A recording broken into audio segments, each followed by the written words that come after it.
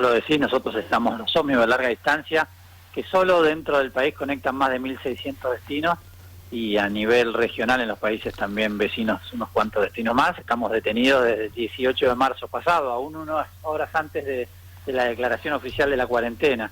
Y desde entonces paralizados, yo diría, en un 99.9% de nuestros viajes, con lo cual desde entonces estamos sin poder generar ingresos genuinos y bueno, debiendo asumir costos muy muy grandes para todas estas compañías que lógicamente enfrentan una situación muy compleja. Si bien afortunadamente logramos generar un acuerdo con el gremio y obtuvimos de parte del gobierno la ayuda de lo que se conoce como los programas ATP, que garantizan el ingreso de los trabajadores, pero lo cierto es que la actividad bueno, está atravesando uno de sus momentos más críticos, si no el más crítico de toda su historia, ¿no? Y nos les obliga cuando la actividad retorne, ahí creemos que veremos el estado real y actual de cada una de las compañías en todo el país, ¿no? Bien, decías, ¿cuántos destinos unen los colectivos de pasajeros en el país? ¿1.600 decías? Sí, son más de 1.600 destinos en todo el país, y a eso se le suman los destinos en Uruguay, Brasil, Paraguay, Chile, Bolivia e inclusive Perú. Así que son realmente muchísimos. Es el sistema de transporte público más importante que tiene la Argentina.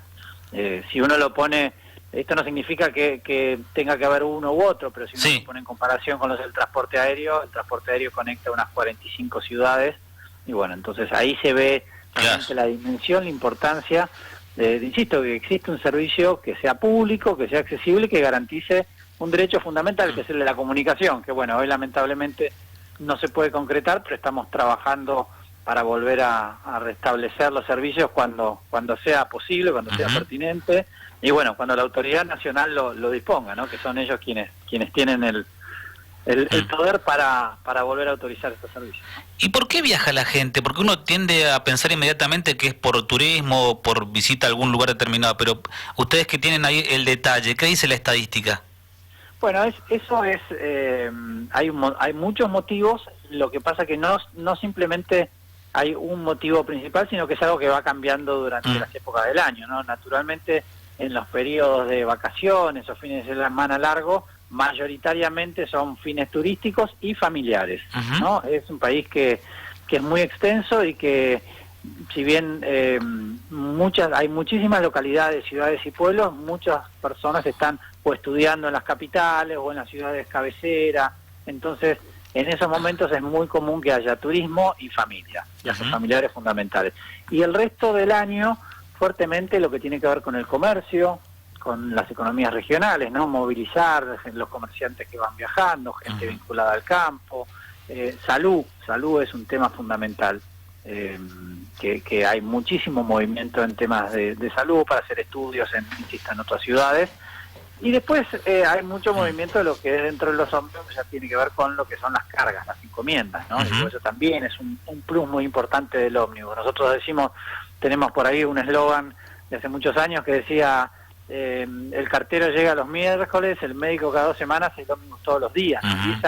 Y esa relación de llegar todos los días, muchos años atrás llegaba el diario en el ómnibus. Claro. Bueno, hoy ya no llega, digamos, Internet ha simplificado esa tarea, pero sí garantiza que, por ejemplo, un insumo fabricado en una pyme en Tucumán pueda llegar a Bahía Blanca, ¿no? Sí. O a otra pyme de Bahía Blanca, o lo mismo. Entonces, todas esas cuestiones son fundamentales. Siempre decimos que detrás del ómnibus de las empresas, somos más de 16.000 personas que componemos esta actividad, hay algo mucho más importante, que es todo el desarrollo del país. Por eso es fundamental, y por eso nuestra preocupación de que cuando vuelva el ómnibus sean las mismas compañías, las mismas cantidades de empleados, y que ninguno quede al borde del camino, ¿no?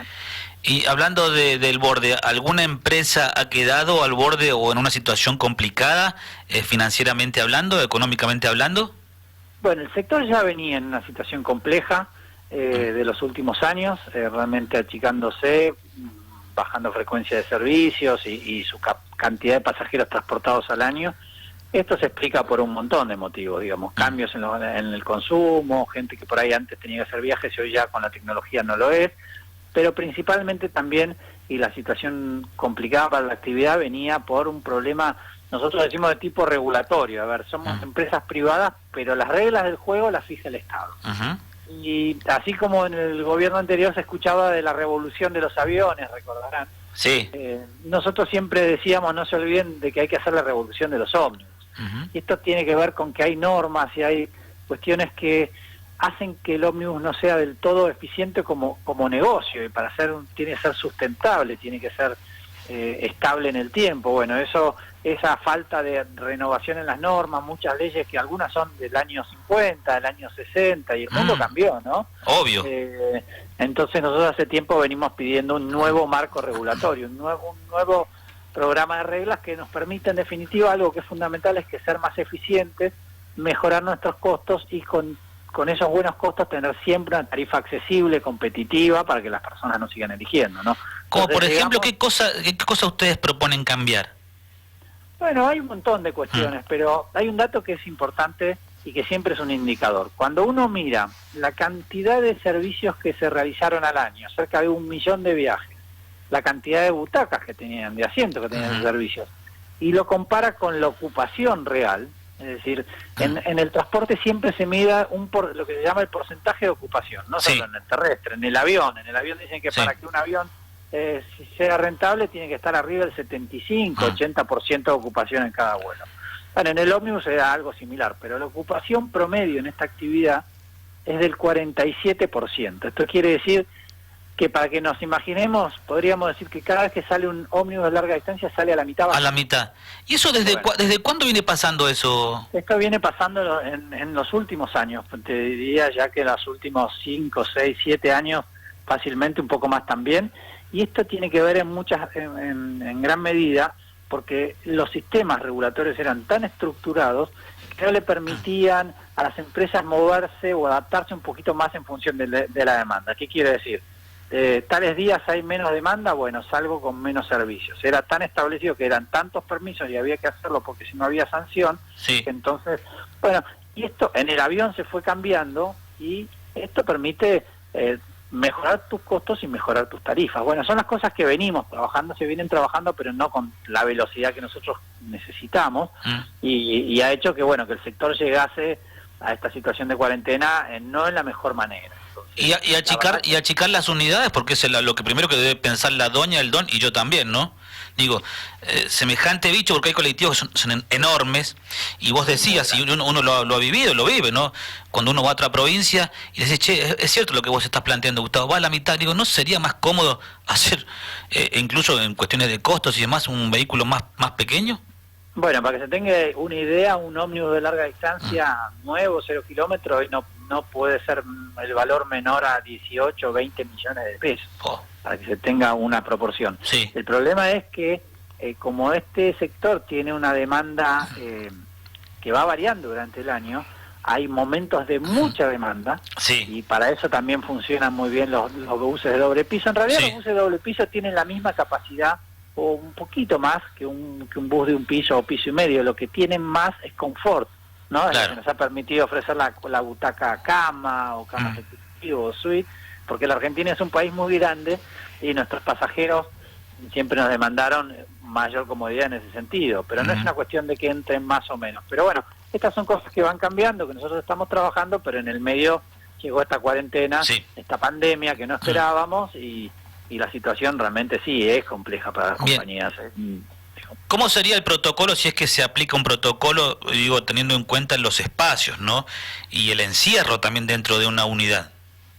Sí, en esto aclarar, porque también se habló hace unos días de que el protocolo ya estaba aprobado. No, esto todavía hay que seguir esperando, no es así. Sí es cierto que nosotros como entidades del transporte, lo mismo que han hecho otras vinculadas al turismo, hemos puesto nuestro grano de arena, hemos estudiado, hemos visto qué pasaba en el mundo y hemos hecho sugerencias de qué imaginamos para la vuelta del transporte.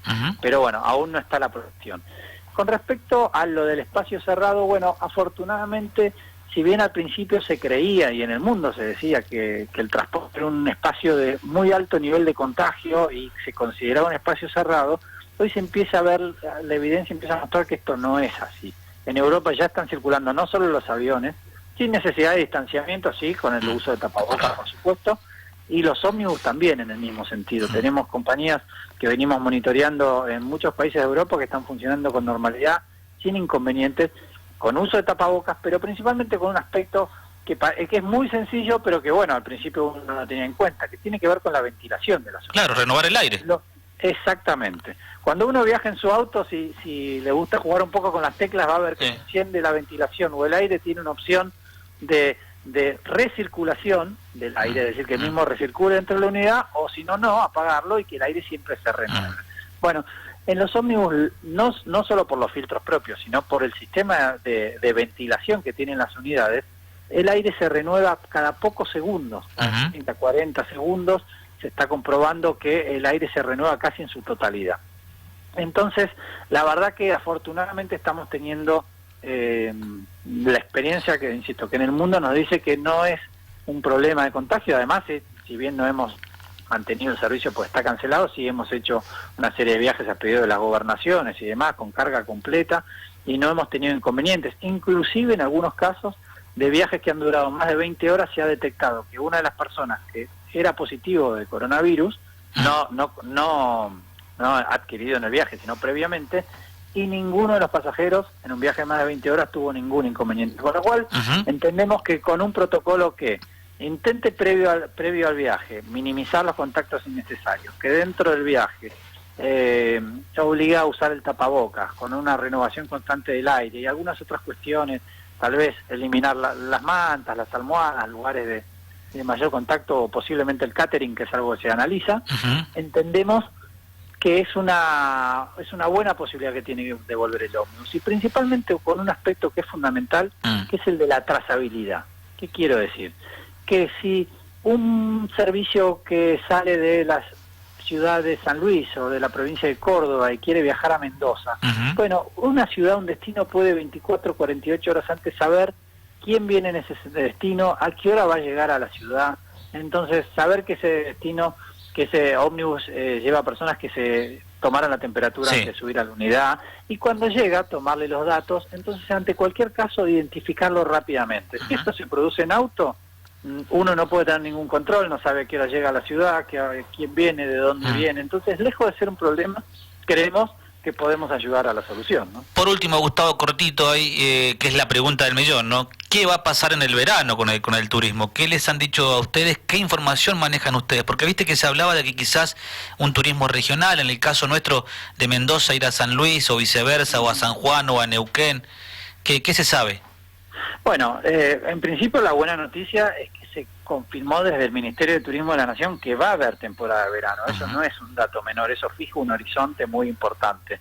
Después los detalles, entendemos que se están analizando un montón de variables de esto, del turismo regional, del turismo dentro de la propia provincia, pero en principio que haya movimiento es importante.